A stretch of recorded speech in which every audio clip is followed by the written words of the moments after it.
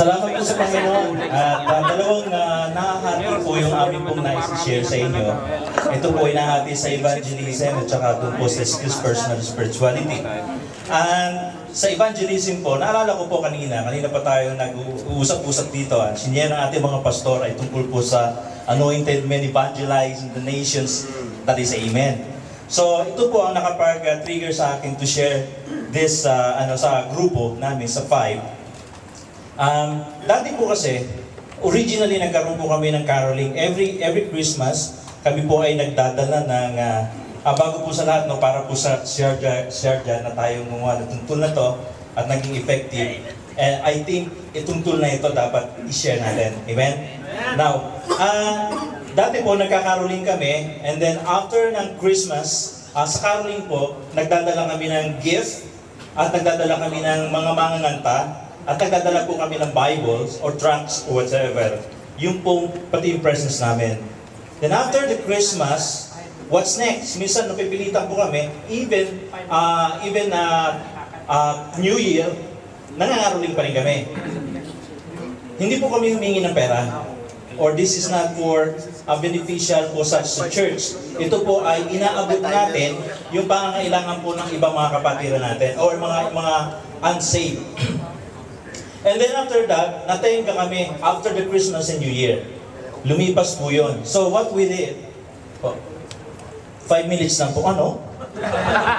Okay, explain ko lang After that, naisipan po namin magkaroon ng harana. Harana means, naniligaw ka. Pero ang nililigaw po dito si Kristo. Meron pong tool dito, ang ating preachers, at ang ating pong mga music ministry, mga nganta, at ang gift, at saka yung mga Bibles, at it's very effective, nakatulad ng mga Al-Ain, na meron po silang tool, yung sa basketball. Yun po yung nais po namin i-share sa inyo. May Word of God sharing, Gospel Salvation, meron po food sharing, meron pong gift and Bible.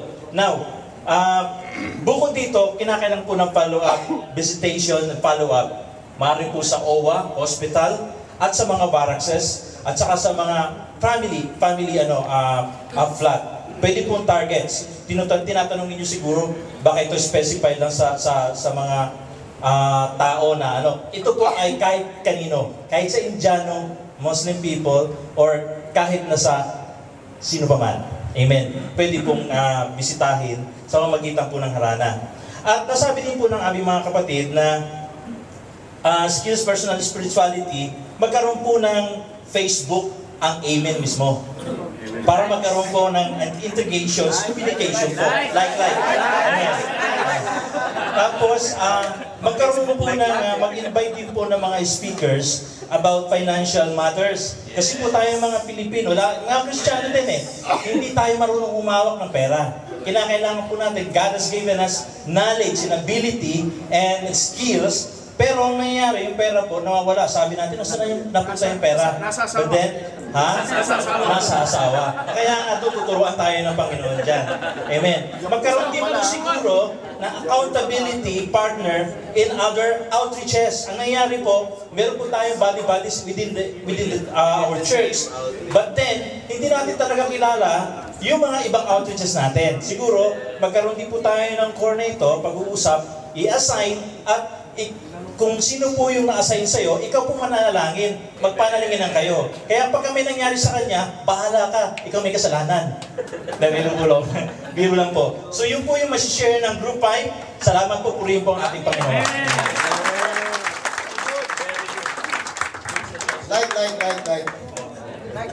Gandang suggestion ko yun. Nakakatuwa, di ba? So, ngayon po, group number 4. Papunta ka champion pa rin. Amen. Very good. Sandali lang po ito. Amen. Very good. Number 1 po, ito po ay napagkasunduan ng grupo. Sabi po ng mga kagrupo ko. Open communication between ito na nasabi na po kanina, magkaroon po tayo ng regular account sa Facebook, open account para sa lahat ng email.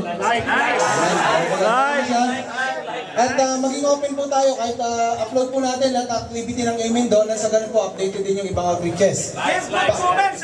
Pangalawa po, regular meeting of leaders, quarterly yung pong leaders natin ng amen. Magkaroon po kasi, alam ko, ang retreat every other year na to. Every 2 years. By annual, every 2 years. Kaya kung yung leader po, kailangan, suggestion po namin at least quarterly, magkaroon po sila ng regular fellowship. Pangatlo po yung enhancement, relational enhancement, by inviting other leaders. Ang napagkaisa po namin dito is, kung ang aim ng Abu Dhabi ay magkakaroon ng gathering or pwede po sila mag-imbita ng aim ng ibang outreaches to be their speakers para po maging ano po sila, di ba? Ma-involve po yung iba nating leaders.